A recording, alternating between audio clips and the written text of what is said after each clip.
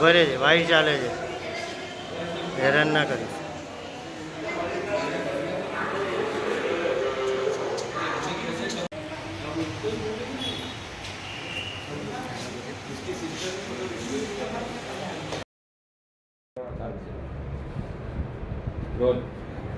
Sir, એક ચોરીનો બનાવ બન્યો છે જેમાં સાડીએ ચોરી કરી છે. કેમ ચોરી કરી છે અને કઈ રીતે આખી ડિટેક્ટ કરવામાં આવ્યું છે અને કારણ શું હતું? ગઈ તારીખમાં નવાબ ફ્લેટ, રોયલ નવાબ ફ્લેટ છે, તેમાં નદીમ મિયા કાસમભાઈ બાગબાન પોતે ફટાકડાના મોટા વેપારી છે.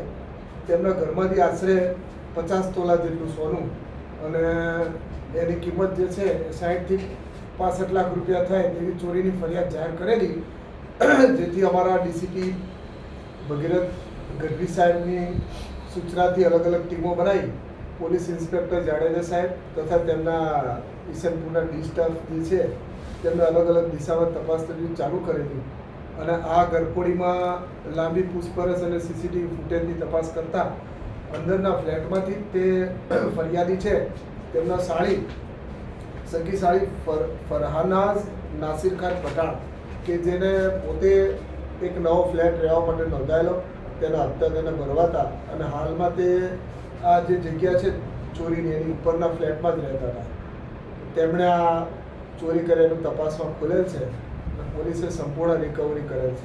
કઈ રીતે ચોરીનો અંજામ આપ્યો, કઈ રીતે આ જે ચોર છે બેન, એની પૂછપરછમાં પોલીસને એવું તપાસમાં ખુલેલ છે કે તેમને આ ફરિયાદીના બાળકો પાસેથી ફોસલાઈ પટાઈને એના મકાનના પાસવર્ડ લઈ લીધા અને આ લોકો બહાર ફરવા ગયા. એના ટૂંકા સમયગાળામાં તેમને પાસવર્ડથી મકાન ખોલી અને પહેલેથી જ પોતાની બહેનનું ઘર હોવાથી આ દાગીના કઈ જગ્યાએ રાખેલા છે જાણતી હોવાથી તેણે લઈ અને આને ચોરી કરેલાનું જણાઈ આવે છે. પછી દાગીનાનું શું કર્યું? દાગીનાનું કઈ રીતે? દાગીના તેના હજી નિકાલ કરે એ પહેલાં પોલીસ તેને ધરપકડ કરી લીધી છે. તેને દાગીના સંતાડીને એક્ટિવાની ડેકીમાં રાખેલા અને જેમના તેમ પૂછપરછની અંદર પોલીસે ઝડપી તપાસ કરી અને વ્હીકલ ચેક કર્યું, એના આધારે આ રિકવરી થઈ છે.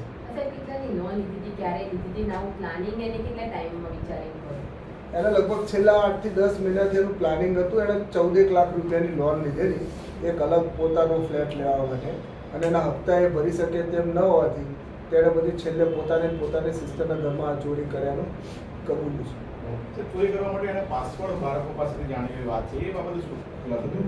એણે પોતે આ પોતાની બહેનના બાળકો હોવાથી, એને સંબંધ હોવાથી, રિલેશનમાં હોવાથી બાળકોને રમતમાં ફોસલાઈ પટાઈ અને આ પાસવર્ડ જાણી લીધેલા છે મકાનના અને પેલા બાળકોએ પોતાના મધરના સિસ્ટર એટલે માસી હોવાથી આ પાસવર્ડ આપી દીધેલા છે. ઓકે.